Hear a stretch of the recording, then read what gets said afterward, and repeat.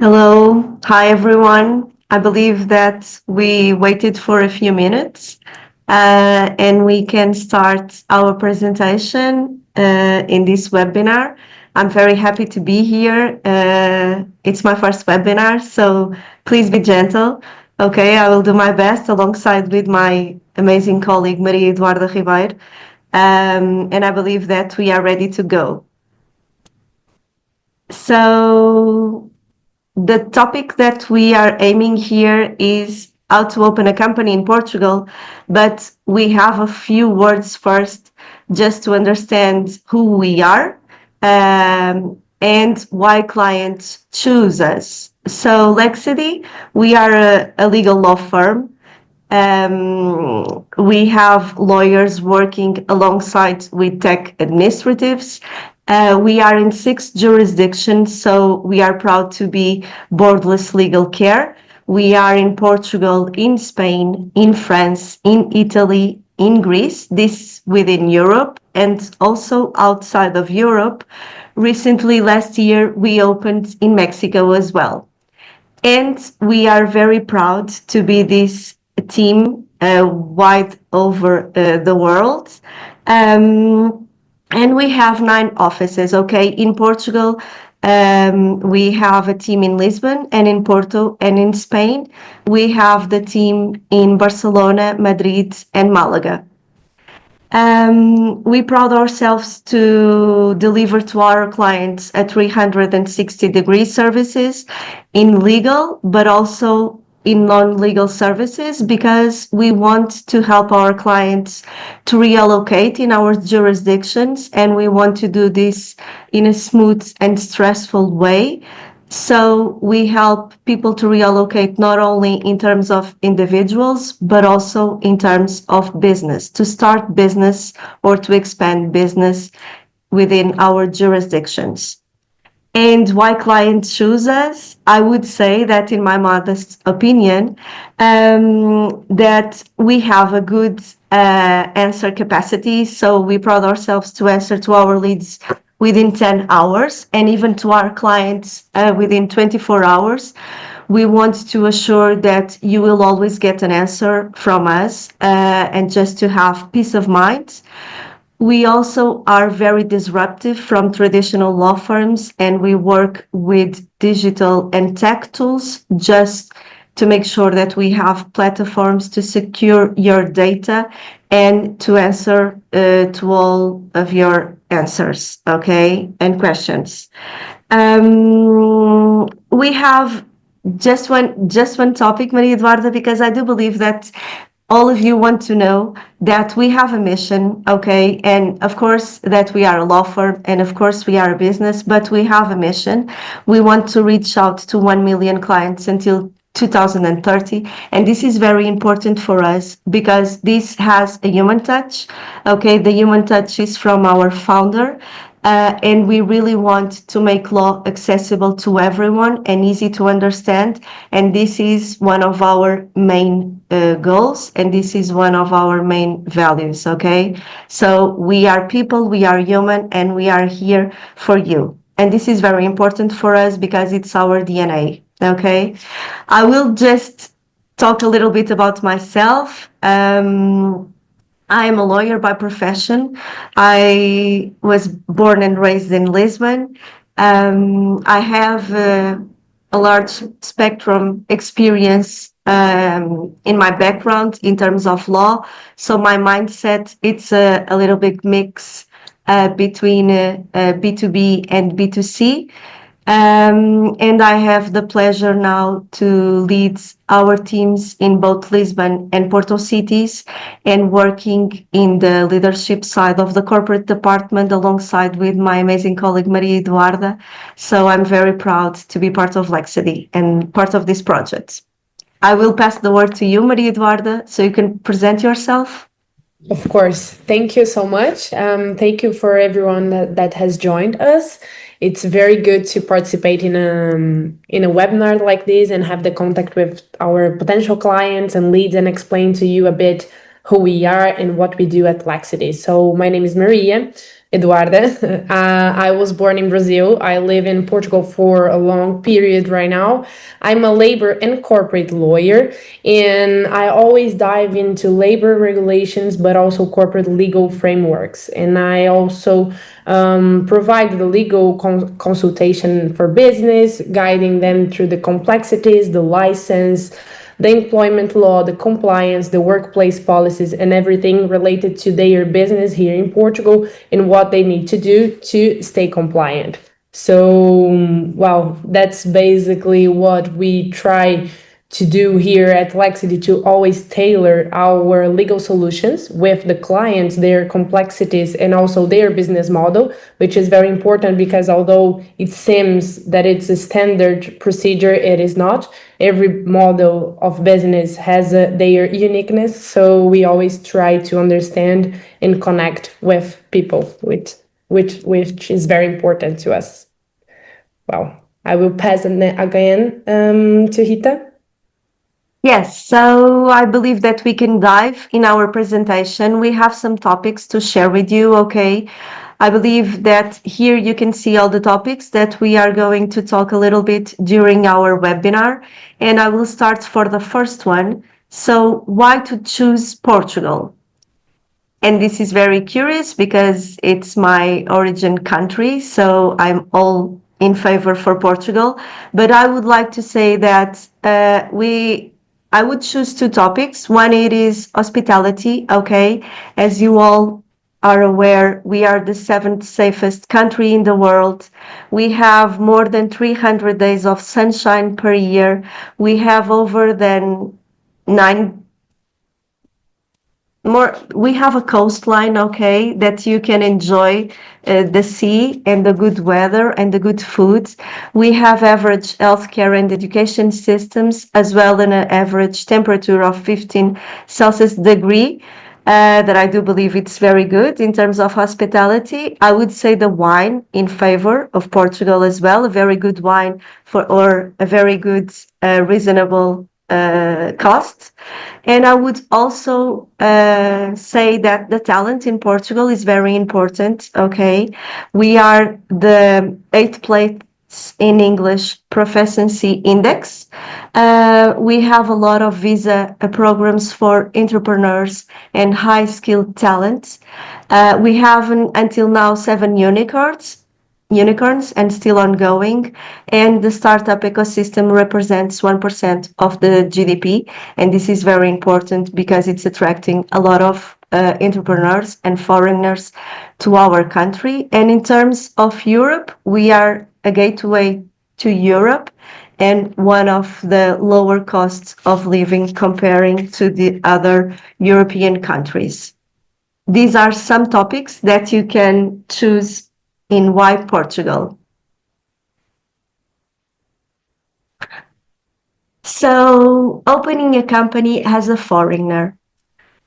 The process is very straightforward, okay? We cannot lie to you because Portugal is still a very bureaucratic country, but the procedure is not a complex thing, okay? And we are here to guide you to the steps of opening a company. Of course, Lexidy, and we are always available to help you. But the very important thing for you to be aware is that this can be done remotely and stressful, okay? The first step is that we will have to request the Portuguese taxpayer number for all the shareholders and all the directors. This is something that can be done. You just need to provide the passport and a proof of address. And if you are residing in Europe, this is very straightforward.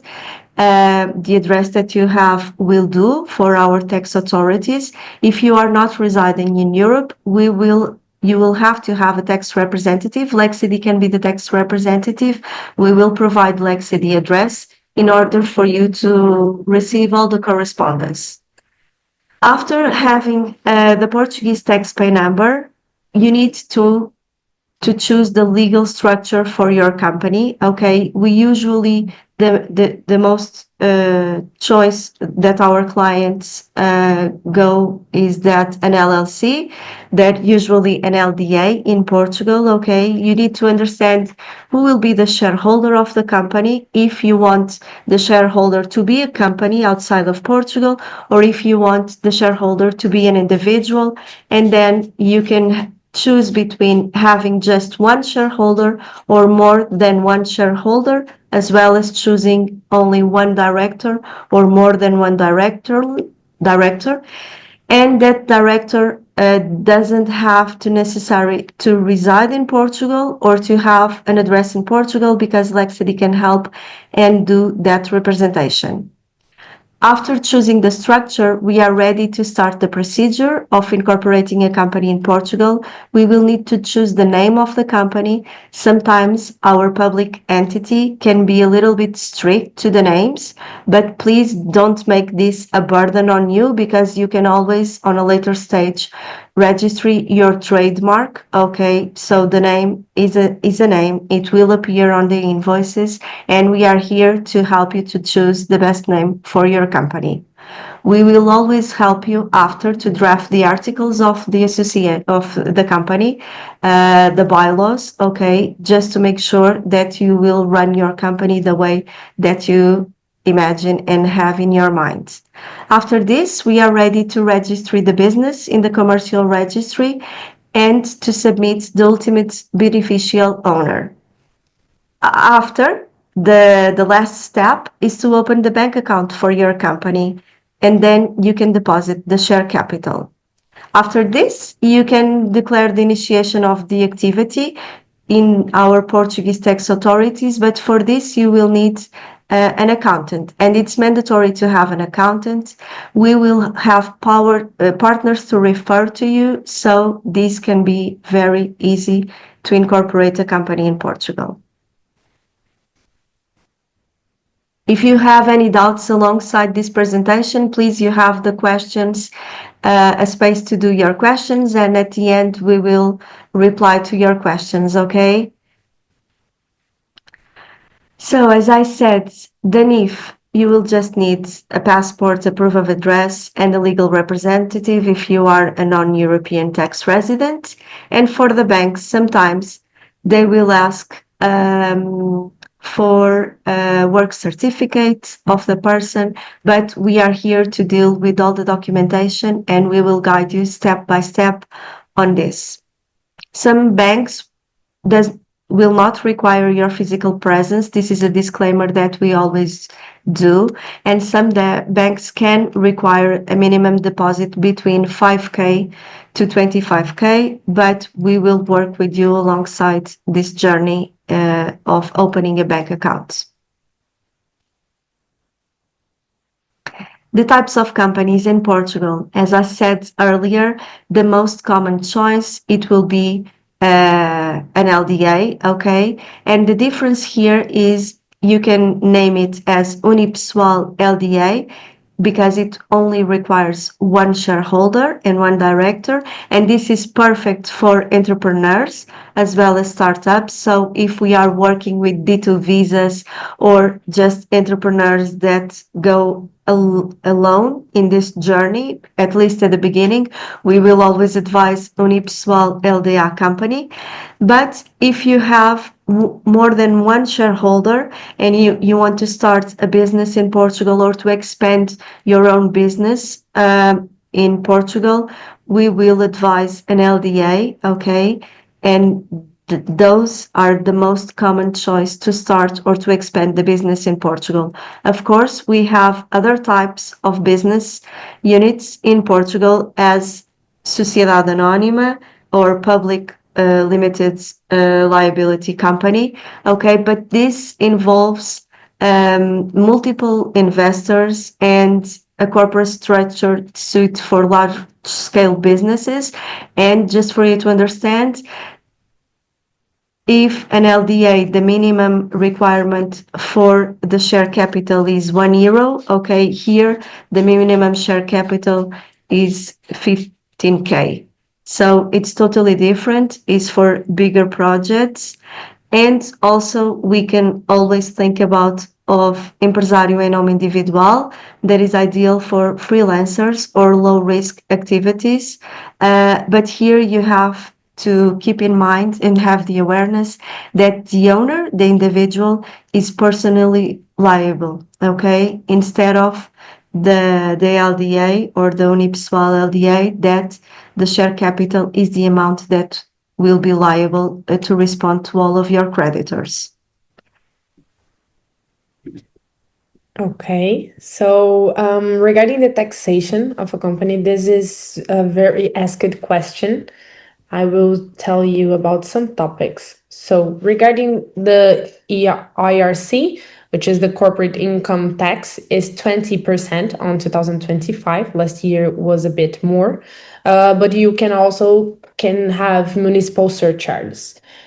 There is a possibility that this 20% is 16% on the first 50K of profit, okay? But for this, you will need to qualify as a small or medium company. Normally, the companies that are starting activity, they don't have a lot of employees, they don't have a huge turnover. They are a small or medium company, but this needs to be requested, okay? And we can also help you with this. Corporate department and also tax department can help you with everything related. You will need to pay VAT, which is 23% for the most of activities, but can be reduced to 13 or 6% in specific items. There are some rules regarding VAT here in Europe. If you were not used to it, it depends. For example, if you have an invoice for for a country that is outside of the European Union, you don't have to charge the VAT. So there are some rules, and it's important to have them in mind, because when you are doing business with other companies in other countries, you have to have this price in your mind, okay? Regarding the dividends and the capital gains, when you have the company, you have the profit and you have the possibility to distribute the dividends. And this distribution is taxed, okay? And is 28 yes, this distribute is taxed and is 28%. But if you are in doubt, if you have a tax residence in another country, there is a lot of tax treats that this amount can be reduced. So it's important to analyze better where do you live, the type of income that you have, the type of income that you are going to have in Portugal. If you would like to relocate, although it's a straightforward process, there are some tricky situations, but we are here to help you with this. Okay. I will dive in some legal requirements and compliance. So there are some specific tasks that you need to go to when you have a Portuguese company. Okay, so first you will need to have your financial records. You will need to submit annual financial statements, monthly or quarterly VAT returns, social security for the managers. So every manager have to pay the social security, but you can be exempt if you pay social security in another European country. You would need to report any changes in the company structure. So if you want to change the name of the company, if you want to change the activity or everything related to the company, it is a possibility, but you have to also inform the authorities that you are going to have this. And also, it is mandatory for you to appoint a certified accountant to take care of all those legal requirements and accountancy requirements, actually. And we have a partner for this. It's a very reliable partner that we work with for a long time now, and she's used to deal with startups and business that are starting their activity here in Portugal. We also have a partner related to insurance. Okay, if you want to have employees, you will need to have an insurance for accident, for example, or depending on the activity, you will need to have an insurance too. And we have a partner for this, which is great because we are always trying to expand our services and provide a 360 degrees. And also, it's important to note that every time that you were thinking about start a business here in Portugal, it's necessary to have in mind that the activity that you want to go to might need any license, and it's important always to go for this from the beginning to avoid any fines, any complications in the future. So if you want to have a restaurant, if you want to have a bar, if you want to sell alcohol, there are always requirements, specific requirements for almost with each activity. Okay, and this can be a problem in the future, so that's why we always start with this from the beginning. Okay, so another situation here is regarding the visa options for the employees, but also for the entrepreneurs. If you have a company here in Portugal, you have the possibility to apply for some different types of visa. So here I will start diving in with these two types of visa here. For the D1 visa, they are for the managers of a Portuguese company. The visa is applied in the country of residence, and once it's issued, they can come to Portugal to work here. Okay, you have to be the manager of the company. You will have to receive the minimum wage from the Portuguese company, and then once the visa is approved, you can come to Portugal and also apply for the residence permit. Regarding the digital nomad visa, they are for workers and freelancers that they are employed by an outside a foreign company, not a Portuguese company. This you will have to demonstrate that you are stable financially, and you will have to also have at least 3,400 euros as a salary per month. So you have to demonstrate everything related to that, and then you can also come applying for the visa. All these options, they have the possibility after 5 years of the residence permit, you can request the citizenship, the Portuguese citizenship, and have an European passport. Okay, so now my colleague Rita, she will go into the D2 and startup visa. Yeah, I will talk a little bit about the visas for entrepreneurs. I will start for the startup visa. It's designed for entrepreneurs intending to develop innovative tech-based projects. Okay, and the applicants must present a scalable business idea. It's not only a business plan, but you need to present to the Portuguese authorities that you have a scalable business idea, and you need to gain approval from a certified Portuguese incubator. We are helping all of our clients with these types of visas, okay? And it is important that the project that you will present also demonstrates that your intentions of potential job creation in Portugal. This is being approved by IAPMEI. As you are all aware, in this month of May, Portugal is going to elections. So we are very hopeful that the new government can continue to develop this startup visa, because this is in an early stage of development. So we do advise all of our clients that are entrepreneurs to go for the D2 visa, because the requirement is to incorporate a company in Portugal and to have that company registry in the commercial registry.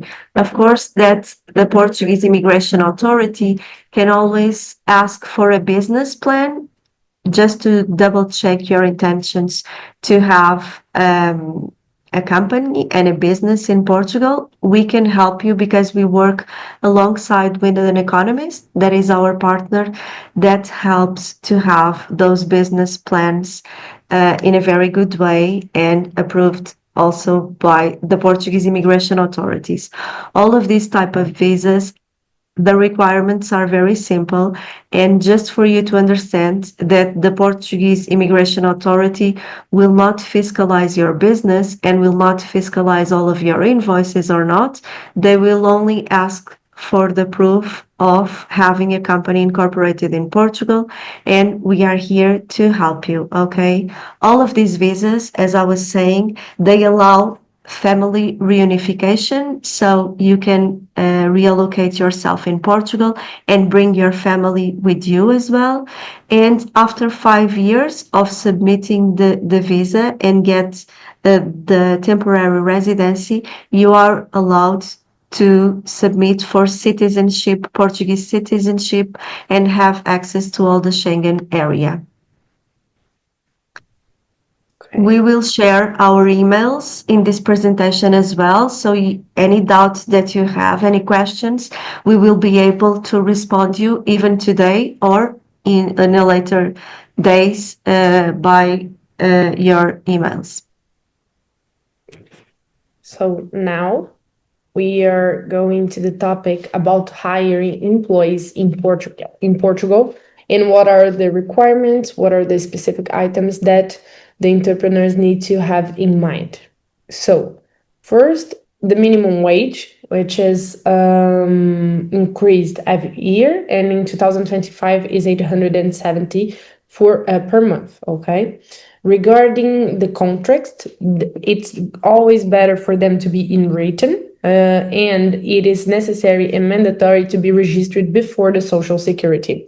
In this situation, the accountants of the company, they will take care of this registration and the password for social security and any communication that is needed.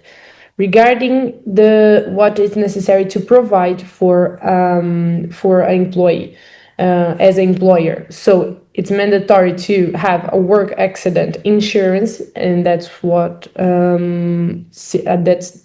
we have as a partner. It is always necessary to pay paid holidays if you want to have this employee. It's in Portugal is just 22 days, business days per year, but you can decide that they have more. And it's mandatory also to pay the vacation and Christmas allowance. What does it mean? It means that we are not talking about 12 salaries here. We are talking about 14 salaries, and you have this possibility to pay 14 salaries, or you have the possibility to pay 12, but little pieces, as we would say, in the allowance every month. Okay. Sorry. In here in Portugal, it's very specific how we can terminate an employment contract. It requires a legal justification. There is a process for this, and we have some options. But it's good to understand if you want to have this employee for a long time, if you don't want it, and what's your possibilities here. Here we have the possibility to have an employment contract, but also to have a service agreement contract. So it's not a labor relationship.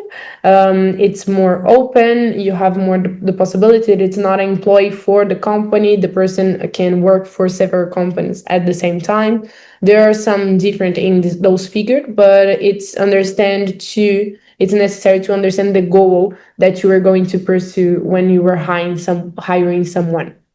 And it's good because Portugal right now, although it's a small country in Europe, there's a lot of qualified employees here, not only in the tech area, so IT related, but in different types of business. So it's very interesting to think about having a business here, having a company here, and hiring locally to test your service, to test your activity, to understand how the business works and how Portugal works. And of course, if you want to come to live in Portugal, would be great too. But it's always good to remember that you don't need to be European to have a business here. You don't need to live in Europe. You don't need to have a European passport or anything. You can have a business and not even come to Portugal once a year. That's not a requirement. So it's good to understand that Portugal is very foreign friendly and also entrepreneurs friendly. It's a possibility that some countries in Europe, they are not too open about having the business and activities. And okay, those were the topics that we discussed. And now we are talking about remote business setup. That's what I was talking before, that you don't have any requirements regarding the residency to have the business here, to have it running, to do business, to have your tax fillings, your social security fillings, and etc. Digital signatures and remote notary services, they are opened. So it's very good to consider this, even though you don't want to come here. You have a presence in Europe. So sometimes we received clients that they say, "Oh, I have a business outside of Europe, and I want to have a presence in Europe. I want to invoice my clients that are in Europe." So for sure, Portugal is a very good way to start. And those were the points that we discussed. We are now in the questions and answers. Question. Yes. Thank you so much, Maria Eduarda. I believe that if I weren't Portuguese, I would definitely choose Portugal to start something. And we have some questions that you all were putting here. I will answer some of them, okay? Because even if you show the next slide, Maria Eduarda, because one of you were asking where do we have our offices? So in Lisbon is near Marquês de Pombal. It's in Rua Joaquim António de Aguiar. And in Porto, it's in Foz. It's in Foz. So it's there. You will receive the presentation after by email. So we will contact our marketing department to send you the presentation, so you can keep our contacts and our information as well, that we were very happy to share with you. And also, I do remember when you talk about the licenses, we have one question here that someone is saying, I'm interested to open an LDA company related to IT services. And this is very straightforward. We do a lot of this during our days. So we just have to choose the main activity for your company and then register the company. So it's very straightforward. We are here to help you. You can contact us by my email or Maria Eduarda, or by our general email, Portugal, Lexidy.com. There is one question here also. I don't know if you want to answer, Maria Eduarda, from Alexandra. There are two questions, but we can definitely answer them. Of course. So does the residence need to be Europe or EU? Is the UK included or not? No. So you don't need to have there's no requirement regarding the residency of the shareholder or even the manager of the company. For the authorities here, it doesn't matter if you live in the UK, if you live in another country, if you live outside of Europe, okay?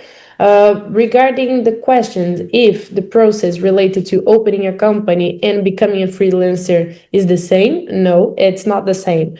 The process for open a company, it's quite different because of the structure and also the authority that we are dealing with. To register as a freelancer, you will need to register it before the tax authorities, and are some tax declarations that you need to fill and to become a freelancer. To have a company, it's another structure. You have to have the shareholders, appoint the managers, and also it's before the commercial registry. So they are completely different processes. Okay. Yeah, and if you want, we can have after this webinar, you can contact us and we can have a free legal consultation for you to understand the difference and to see what is more suitable for you. Okay, we don't charge our legal consultations. We are here to help you. Okay. And even we have a question here that someone is saying that already have a D7 visa, that is a passive income visa, and if that is sufficient to establish an LDA, or if the person need to change to a D2 visa. So one thing very important is that if you already have a D7 visa, you have the requirement to have your residency in Portugal. So if you want to have a company in Portugal and start your own business, it's okay. You don't need to change for a D2 visa. You can keep your D7 and then just talk to us, and we will guide you to open a company, incorporate a company in Portugal. Okay, we are here to help you, and we will guide you through all the process. You have some topics, and we already discussed how you can do it, but we are here to help. And please send us a request, and we will have a consultation with you. Okay.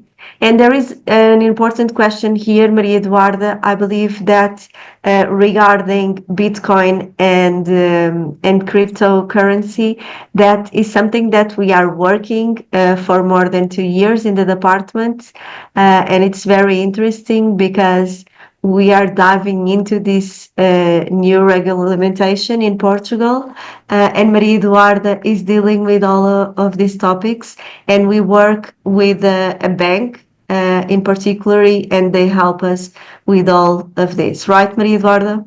Yes. So, regarding the questions about the Bitcoin, we need to understand here if you were talking about have an activity related to Bitcoin, if you want to become a wallet, if you want to have an app, if you want to have the activity related to Bitcoin and cryptocurrencies, or you were talking about accepting Bitcoin cryptocurrencies as a payment for the services that you are going to provide. So in the first situation, it is regulated here in Portugal, and as you may be aware of, is regarding the MiCA regulations that became in force in this year. So the end of the last year, there are some regulations that need to be met before the Bank of Portugal and before CMVM, which is the competent entity. And for this, it's necessary to have a license to operate and have the activity related to tokens, related to cryptocurrencies, and everything related to blockchain. Actually, it needs to have a license, and also it needs to it's very specific, but we are diving into this, and we working with partners. We had some clients that were interesting, and they were thinking about and comparing Portugal to other jurisdictions. But also, of course, it's a topic that we are going through this. And also in the second situation, so if you were saying that you want to have payments as cryptocurrencies, well, in this, we are talking about the bank. We are not talking about the related activity license or anything related to that. But we are talking about, is your bank account will be allowed to have this? Well, we are very happy to share that we have a partner, a bank partner, that they are indeed in this field. They are a cryptocurrencies bank. So we can, of course, go into them to open the bank account for your company so you can receive this. I believe this covers a bit about the topics. Yeah, amazing. Yes. Yes, thank you, Maria Eduarda. Amazing. Yes, it's indeed that. And there's a lot of questions like I have a company in the UK. Can I have a company in Portugal? I have a company in Belgium. Can I also have a company in Portugal? The answer is yes. Uh, you just need to figure out if you want to have the Portuguese company as the shareholder, your Belgium or your UK company, if you want to be individual shareholder of both of them, because in terms of tax and tax benefits or best practices in tax, we can play a little bit around, because as Maria Eduarda mentioned in our presentation, Portugal has tax treaties with a lot of countries, and this avoids double taxation, as you can be exempt on that. So we are here to help you. And there is also questions regarding our legal fees and the costs for the government, the incurred expenses. I believe that we can share with you our corporate packages. Okay, we have a very easy to understand package and we will ask our marketing department to share with you as well, just for you to understand how we work, and how are our values of transparency and easy to understand, and you will have access to all. Okay. Um, There we have also a lot of questions. Yes. Yes, there is also a question regarding a residence permit here. So you have a study residence permit, and you would like to know if you can have a company here. Yes, you totally can. As a study, of course, you need to be more than 18, depending on the case, but normally. But yes, you can have the company, you can be the manager, you can be the shareholder, so there's not a problem at all. Also regarding, I don't know if it's a question, but someone that is selling online courses, online workshops, if you want to have this as an activity of the company, totally possible. We will just draft accordingly the corporate purpose, but yes, not a problem at all. Greg also, sorry, I'm just reading a lot of the Yeah. questions. But Greg asked about 22 holidays, but how many vacation days? I'm sorry if I was not clear. I was actually talking about the vacation days. The holidays was the vacation days. So I believe I was clear. And if you want to understand, for example, bank holidays in Portugal, how much do we have? Per year, it is around 11 or 13. I'm not very sure right now, but you can have in mind that it will be totally around 34 days per year. Yeah, but one of the fun facts is that in Portugal, if a bank holiday is happening on a Saturday or on a Sunday, we don't pass the bank holidays to a weekday. Despite this, can happen in a lot of countries within Europe or even in the UK. If a bank holiday is happening at a Saturday or a Sunday, they will pass the bank holiday to Monday or to Friday, but this won't happen in Portugal. Okay, this is just a fun fact. So for some years we have less bank holidays than we wish. um, So just I think just one left. Someone has a small company in Belgium and would like to become a Portuguese resident soon, and it's asking if it's worth to move the company to Portugal as well. So we are not familiar with other jurisdictions' legislation. Here in Portugal, it's not possible to move the headquarters of the company to another country. Or what you can do if you want to have the business running in Belgium is to have a subsidiary company here in Portugal. So your Belgian company will be the shareholder of your Portuguese company. Or if you want to cease the activities of your Belgian company and open an LDA, it is possible too. Okay. yeah. Yes. I believe, Maria Eduarda, that you also talked about taxes in Portugal, and there is a question here: what taxes will I pay in Portugal as a business? I don't know if you want to recap a little bit just to have Yes. an overview of this. Yes, of course. So regarding the taxes, we have to have in mind the income tax rate, which is 20% on the profits. This can be 16%, 16% on the profits from the first 50K of profit if you are considered a small or medium company. Normally it is because people that are starting their business, it is considered a small or medium company. And also you need to pay VAT depending on on the invoice that you were having. It is normally 23%, but can be lower depending on the activity.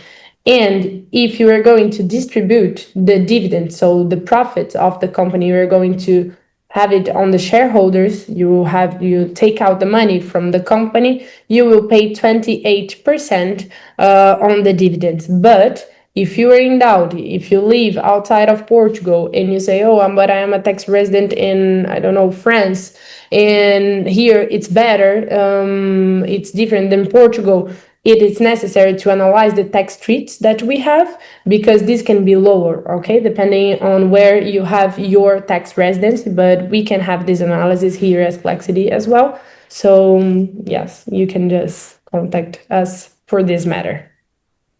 I believe that you can go over the slides. Of Yeah, course. no, just our emails. Okay, if anyone wants to send us direct emails, we are here to help. And I believe that's it. Thank you all for joining us and to sharing this time with us. We don't want to take much more of your time. Yeah, we are happy to be here with all of you. We weren't expecting so many attendees, so thank you all for sharing your time with us. And we are just a click away. By email, by phone. We are here to support and to help you, okay? Yeah. Thank you, Maria Eduarda. It was a pleasure. Thank you so much.